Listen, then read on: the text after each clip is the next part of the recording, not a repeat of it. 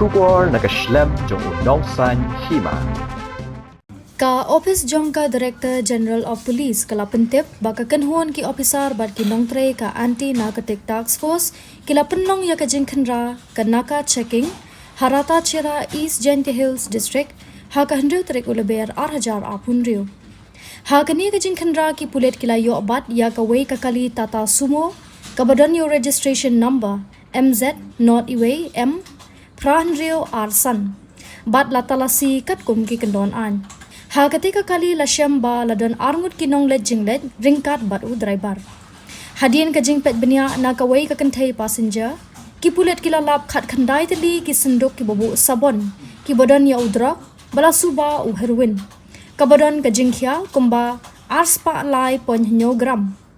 Ha ka jingkhenra shushu ya ka kali la lap ru ya ka pla let jinglet lane ka trolley bag ka barong blue kabadai jong wei pat u passenger. Ha kini kapla la shem ya udrak u crystal meth u methamphetamine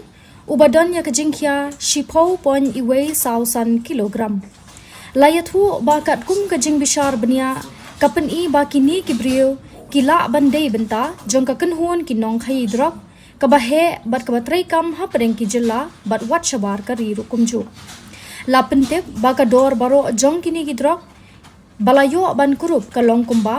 sanhuwei Klur khat lai lak arhu 1000 tingka ha ka yo ya de yathiet ka bobian kane kade ka jing Kurup Drok ka bahe tam balale Daki Pulit ka Jylla Meghalaya hapo ka Narcotic Drugs and Psychotropic Substance Act kumta ka tanat Pulit kala register ya kane ka mukadduma ha anti narcotic task force police station bat ki Pulit kidang treshdom banwat ya ka jing ade shakmat bat shadin ne ka forward and backward linkage kabaya day bat ka ne ka kam